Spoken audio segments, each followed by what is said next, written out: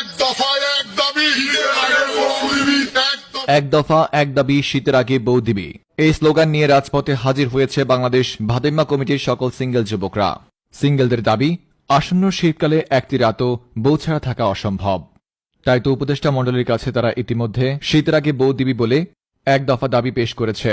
জানা গেছে তাদের এই এক দফা এক দাবি যদি না মানা হয় তাহলে সকল সিঙ্গেল ভাদেইমারা এবার শাহবাগে গণ সিঙ্গেল আন্দোলনের ডাক দিবে বলে সাফ জানিয়ে দিয়েছে।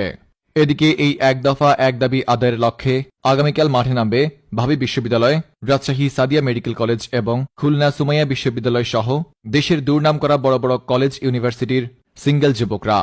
এই এক দফা এক দাবি নিয়ে বিস্তারিত দেখুন রিপোর্টার 12 ভাতার যুবকের রিপোর্টে।